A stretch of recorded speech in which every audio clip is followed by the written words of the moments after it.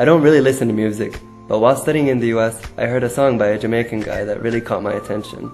I decided to do my own rendition, with lyrics relevant to my culture. An Israeli court has jailed an Arab man from East Jerusalem for 18 months for rape by deception after having consensual sex with an Israeli woman. He'd introduced himself as a Jewish bachelor. Well, the woman accused him of rape after finding out he was an Arab. Well, Merav Moore is Director of Resource Development at the Association of Rape Crisis Centres in Israel. So joins us live now from Tel Aviv. Merav Moore, even though the couple had consensual sex, this man was charged with what the court calls rape by deception. Was this a fair verdict by the court, do you think? I think, first of all, that it's wrong to represent this as consensual sex. What we have here is a case of a man giving false information to a woman in order to enter into a sexual relationship with her.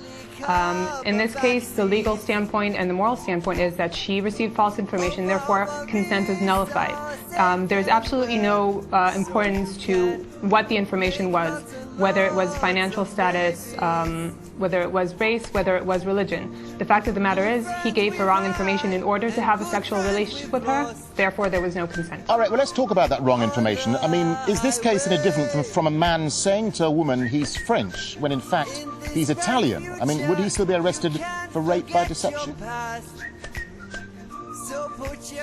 Once a woman, or a man for that matter, enters into a sexual relationship with another person, they do so within characteristics that are acceptable to them. It's not our position nor the law's position to say what is an acceptable amount of characteristics or what are acceptable characteristics. This woman felt that she was entering into a relationship with a man for the long term when he was in fact married, and she wanted to be with a Jewish man who was in fact Arab. So in this case, the information was wrong, was fraudulent, and therefore there was no consent, and this is rape. But the case does seem to have deeper undertones. I mean, one Israeli commentator made an interesting observation. He said that, what if this man had been a Jew? So let's put the shoe on the other foot. If this man had been a Jew who pretended to be a Muslim and had sex with a Muslim woman, would he be convicted of rape if the Muslim woman found out he was then a Jew?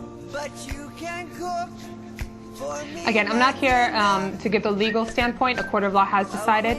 What we do think at the rape crisis centers in Israel, who I represent, is that it doesn't matter.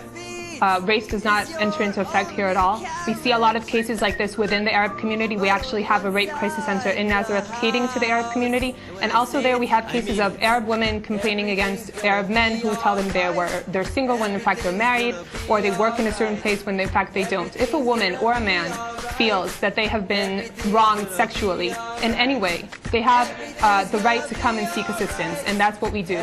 We don't judge them, we don't take them to the police unless they ask to be assisted. That's our standpoint. We're here to help, and that's what we do. In any community, regardless of race, regardless of religion, that's what we do in Israel. Let me just ask you a final question. I mean, Israel's Arabs say they suffer routine discrimination. Do you think this case underlines that discrimination?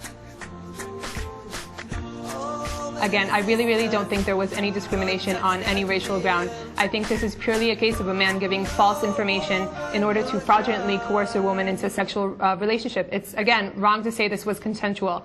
If a woman or a man feels that they were given wrong information, they were raped. And this has absolutely nothing to do with the Arab situation in Israel, the conflict. The rape crisis centers see this as a criminal case of rape, and that's what the courts decided. All right, Merav Moore, we have to leave it there. Thank you very much indeed for your time. Thank you for having me. I don't really listen to music,